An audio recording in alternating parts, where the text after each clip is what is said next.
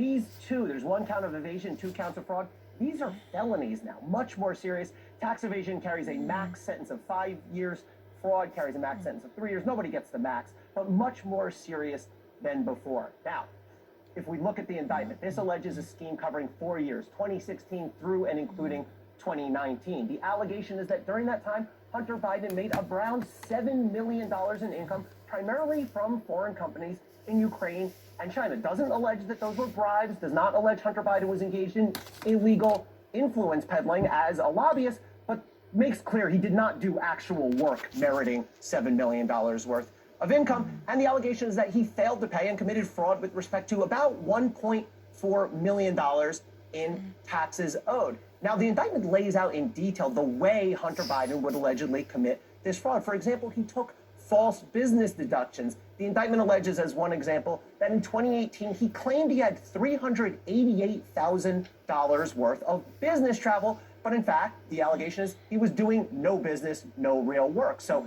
he writes that off, and that's a fraud. The indictment also details lavish personal spending by Hunter Biden, $4.8 million worth of money that the government says he could have easily paid back. Instead, he used on personal expenses ranging from cars and clothes to, quote unquote, adult entertainment. One other interesting thing from the indictment, the sources of evidence that DOJ uses, they use Hunter Biden's memoir. They use things he says in his book against him. It's quoted extensively in the indictment.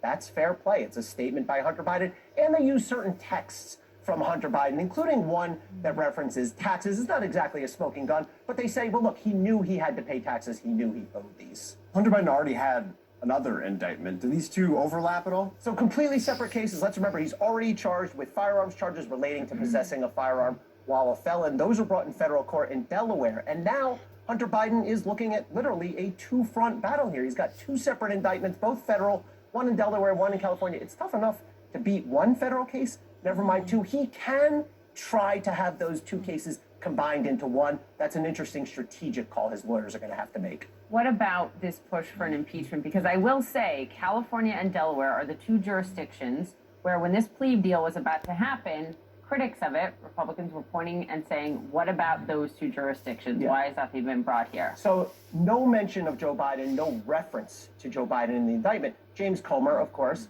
is seizing on this, and he says that Hunter Biden's corporate entities implicated by today's indictments funneled foreign cash that landed in Joe Biden's bank account. A little bit of sleight of hand happening here, though, because Comer's focused on the payments, the $7 million that Hunter Biden received, but that's not the crime. The indictment makes clear there is no charge. There could have been a charge of bribery if there was bribery. There could have been a charge of foreign lobbying if that was the case. There is no such charge. The crime here is the tax part of that. And I don't see any link in the indictment or even in Comer's statement to Joe Biden. So we'll see. We'll see if James Comer really has the important point. Yeah.